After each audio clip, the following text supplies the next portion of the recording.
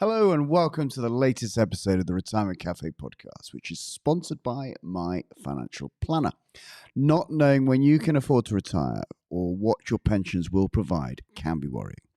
My Financial Planner provides independent, fixed-fee retirement planning advice, bringing clarity to your financial future.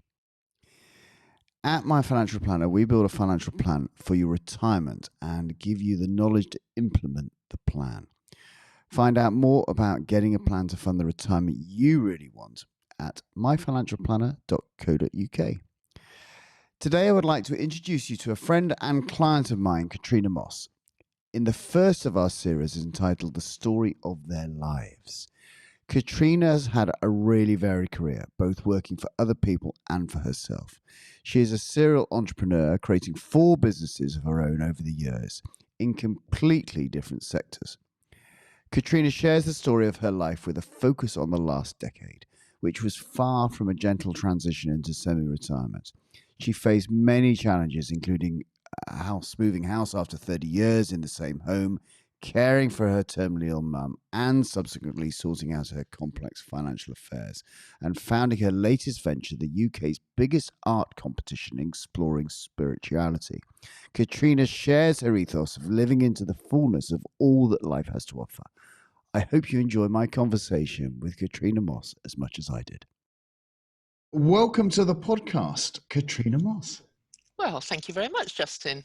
Now, Katrina, we've known each other for a few years, and you're a great client of mine, and we've got to know each other. And you've got quite a personal story about lots of things you get involved in. And so, for the listeners, tell me a little bit about who you are and kind of what your story is. Well, I'm probably one of these people that I don't want to get to my end days and think, I wish I'd done that. So I've actually done everything. So if I've ever thought, I'd like to have a go at that, I've had a go. So I've done a lot of different things career-wise. Yeah. Tell me what. Give me some ideas. So I'll have to tell the listeners that they won't know obviously from the video, but you recently entered your 60s, haven't you? I have. I'm 62. Thank you very much. So tell me about your career. What did you get involved in? Well, I started off as a secretary and I did a bit of modeling. Then I went into sales because it was the only thing you could do where you got a free car and you could earn lots of money when you were young. Right. So I went into sales and stayed in that for a long, long time. And then I thought, why am I always making money for other people? So then I thought I'd be someone's right-hand woman, someone, Richard Branson's right-hand woman kind of thing. And ended up really enjoying working for high-powered people. And then thought, actually, why didn't I work for myself? Because I quite like to be in control. So I had a kitchen business. I had a web design business. I had a film company for 15 years, and now I run an arts charity. So I've done lots of different stuff. Yeah. With different degrees of success. Tell me about the film company. That sounds very, very interesting. Well, I trained to be a script writer and thought that would... I was still running my kitchen company at the time, but I thought a change of scene, and trained as a scriptwriter and ended up getting into production. And I never worked in production, and suddenly I was doing 3 documentaries for BBC One for this company. Wow. And we were filming Christian Barnard, the heart surgeon in South Africa. And I suddenly realised I was responsible for absolutely everything. And it was just such a baptism of fire. I think I cried every night. There was just nothing I wasn't responsible for, and I didn't know how to do the job. Right. So, so you sort of learn as you go. And then after doing that for a while, I formed my own film company, and we made some short films and we made a feature film. And I was very... I loved all of the glamour and, walking down the red carpet of Cannes. I can be very shallow, just in the long dresses, looking at all the cameras. I really enjoyed that. but it didn't, the feature film we made didn't, it found an audience in the States, but we weren't able to sell it over here. And to be honest, I'd worked for 15 years trying to get to this place of influence in the industry, and I just didn't get there. Right. And at some point, I remember saying to a friend, how do you know when to stop? And they said, when you don't want to do it anymore. And I just got to the point where I thought, actually, I've had enough. I'm going to go in a new direction. Wow. And what was after that? A period of depression, actually. Wow. Because it took a while to recover from the disappointment. Yeah. And then I went back into marketing, and I worked for a timber company who had 6 branches all over the southeast. And the MD realized I had a lot of skills to offer. So he just let me loose in the company, and I not only redesigned all their brochures, but I did the liveries of the vehicles, did all their showrooms, outside space. I had a whale of a time. Great. I really enjoyed that job. Yeah. And then we moved down to the New Forest. Absolutely. Yeah. And you've been in the New Forest how long now? I was thinking about this the other day. 6 years. I can't believe it. Wow. Because we were in Surrey before. Yeah. So what was the reason for moving to the New Forest? Was it retirement? Was it what was the purpose behind that? It was sort of semi-retirement. My husband had retired a few years ago, and you have to time these things quite right, because you don't want to leave it too late and then you're not well enough, or you haven't got enough get up and go to make that huge life change. And my grandparents had lived in Highcliffe, so I'd spent a lot of holidays in the New Forest down here as a child, and I really loved the area. And I just thought, let's do it now while we're fit and able. And it was I've loved it from day one. Brilliant. So tell me what obviously a big move, sell houses, etc. And of course, I know during that period of time, you were also dealing with your mum who sadly passed away. A lot went on. So tell me about that kind of transition period. Well, because we'd lived in our previous house for 30 odd years, I'd forgotten how stressful moving was. Yes. And I know it's up there, as one of the top 3, but I'd just forgotten how stressful it was. And I think it took us probably the best part of a year to get over the stress from such a big move. And we had a lot of things to do in the house, so we had builders in constantly. But it was all worth it, because we love where we live, we love our house, and it takes a while to build new friendships, especially as you're getting old. People that have lived in an area for a long time have got established friendships, so that takes a while. And I think it's often harder for men as well to make friendships. And then in the middle of all that, my mum got terminal cancer, so that was very difficult. And was your mum, I can't remember, where was your mum living when that happened? Maidenhead. Right, okay. So I lived on the motorway. Yeah. Luckily, my sister is in Maidenhead, and I was just up and down, once, twice a week, staying at her house. And yes, I just felt I knew every inch of the M3 and the M4. I'm sure. And of course, that takes a lot of time up from your focus on the house to obviously focus on your mum. And so how was that period? What was it like coming to terms with it, dealing with your mum's emotional state, I suppose, and then also the practicalities of the terminal illness with someone you care deeply about? Yeah.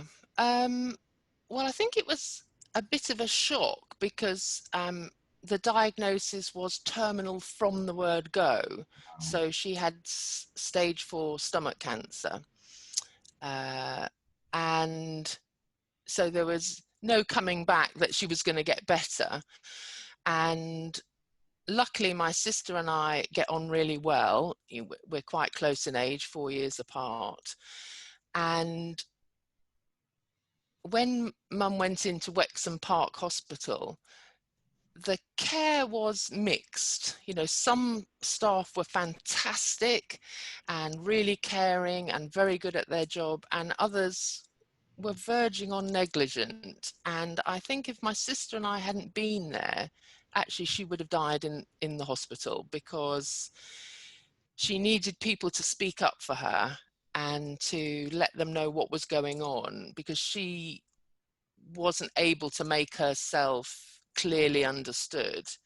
So the time she was in hospital was dire. That was very, very unpleasant. And we managed to get her into a lovely hospice that she knew, because she'd visited a friend in near Hollyport. And of course, that is totally different. And she went from the hospital to a hospice, which was very nice. And then she went from a hospice to a care home, because she recovered so well in the hospice. Wow. I mean, she was still going to die, but she was so much better. She didn't need hospice care. So then she went into a care home. And the last two places she were very pleasant, and we knew she was being really cared for and she was happy there. So it was just, you know, dealing with the emotional toll it takes on you when your last parent is dying. Yeah, yeah. And how was negotiating the kind of care system? You know, suddenly, I mean, we're not generally, most people aren't experienced in, you know, suddenly going, right. So what do we do next? She's been discharged from hospital, and then where do we go, and who can help, and how's it paid for, and all those types of things. Well, actually, for us, we were very blessed that it was a quite an easy experience, because from the hospice, um, there was one there was one care home she liked, that, as I say, she'd visited someone in before, so we knew it, and it was near her home. And the week she needed to go in, unfortunately someone died, so she was able to have their room. So we never looked at any other places, and because she was terminal from the word go, actually we never had any fees to pay. So you know, that would have been an additional pressure on top of everything, you know, paying a couple of £1,000, however, you know, a week or a month. I don't know what care homes cost these days. So my sister and I never had to deal with that. So we were very, very blessed. Yeah. So, Because sorry. I was going to say, I know for some people that becomes such a stressful thing, Yeah. finding the money for care homes. Yes, yes, absolutely, and especially if there's one person still at home and one person Mm, needing care, and obviously couples are often the similar age, and this happens later on in life, and yeah, so if there aren't children around to help through that process, they are then reliant on you know, the social care from the local authority. Yeah, it is a complicated time for mm. people, and you know, very stressful. So it's great to hear that you had a great Yeah, experience. no, we did. Yeah, and so of course your mum did pass on. Obviously, she did die a little while later, and then how was, you know, then well, I know we've had a number of conversations over the last couple of years of dealing with the estate and a house and all those types of things. How's that been? Is a lot of people listening will be thinking that I might have to face this sometime. Well, we were blessed with not having to pay for care homes, but the after effects and my mum's estate was exceptionally complicated. And that's where, for me, the stress came in.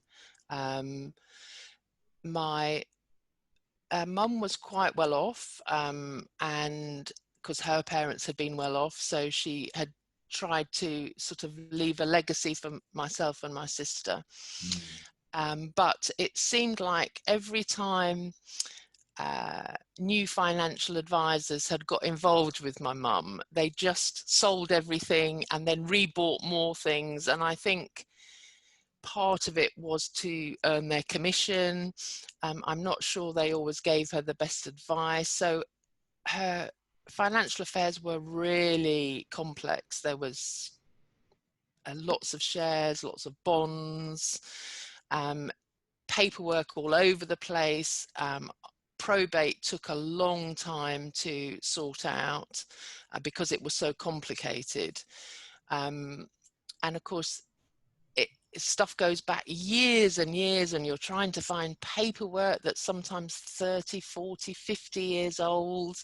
Yeah. So that part, when we came to the end of that, I was just thinking, I don't want a repeat of my mum's experience. You know, I want my financial affairs in safe hands where I know what's happening.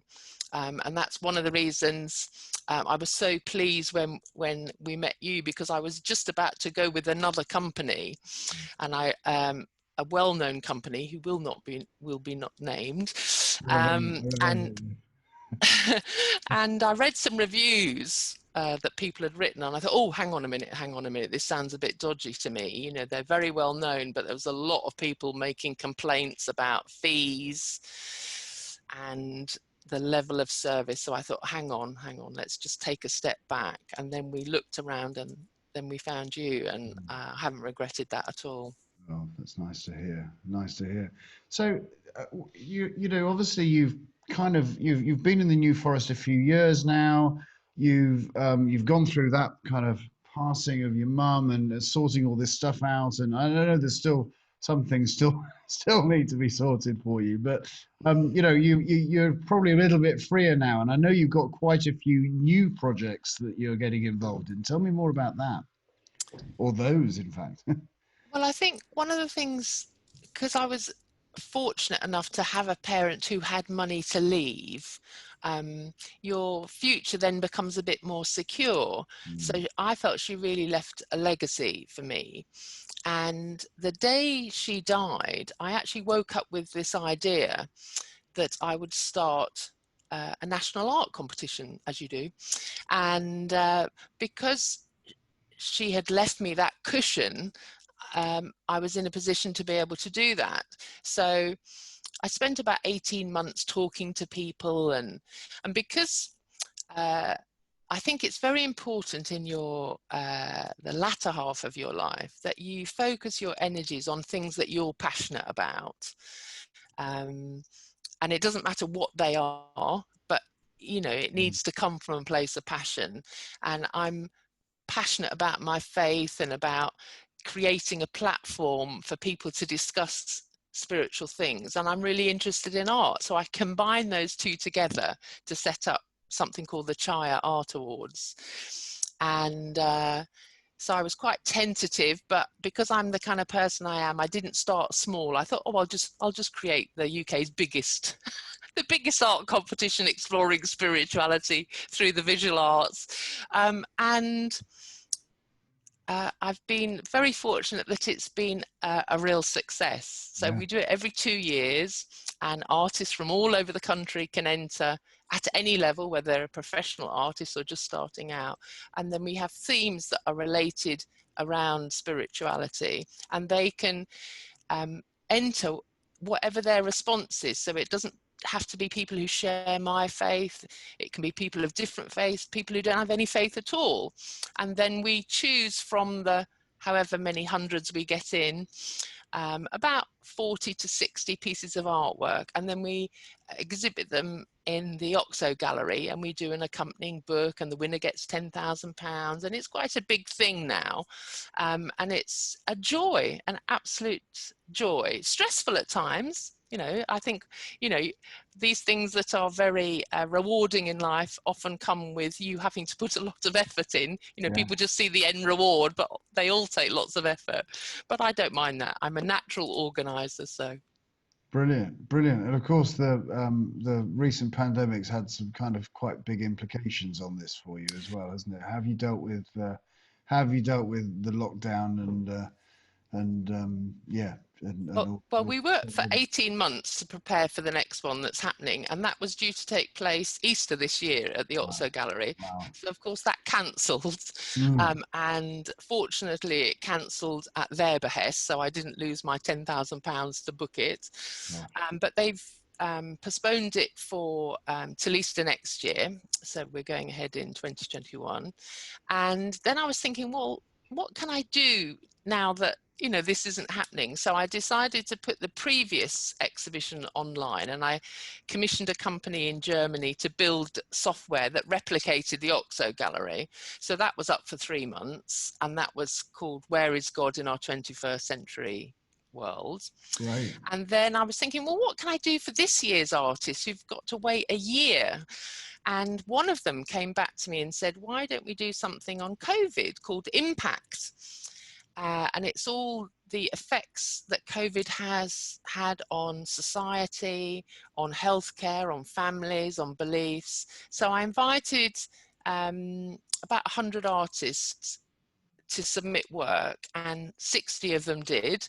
And they're the ones that are on display in this virtual Oxo gallery that you can walk around, and there's sculptures, paintings, glass, textiles, videos. Brilliant. And it's different artists' response to COVID. So I'm really excited that we've been able to do something positive, and the artists had to give a minimum of 30% to 2 charities that we felt were helping in COVID, and some of them are giving 100%.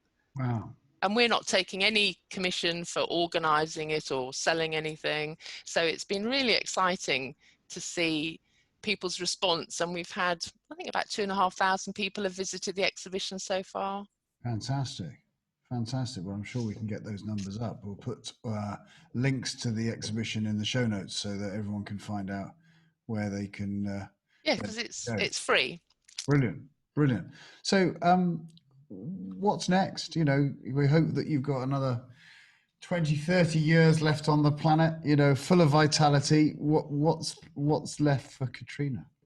What's next? Well, to be honest, I don't know. I'm always open to new ideas. I realised during this pandemic, lots of people I knew were being very creative, and I'm a very creative person, and I wasn't being creative at all. And I was thinking, you know, what's the matter with me? And I just think, you know, you have to be realistic about, you know, where you are in life. And I just was finding it difficult not seeing people. And then over the last few weeks, I've started becoming creative again. And I just realized I like a project. You know, I like to be organizing and planning and thinking ahead. So then I've just decided to run these meditation days around sculpture, which I'm looking forward to doing. But I'm just open to whatever ideas sort of pop into my thoughts, and then just some of them work out, some of them don't. But, you know, I'm relaxed. I haven't got a sort of, you know, I know people have 5-10 year plans. I haven't at all. I'm just open to whatever comes my way, and I will just play my part in making those things happen. But, you know, I just like to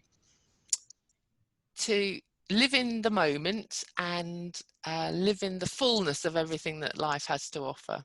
Yeah, wise words, definitely.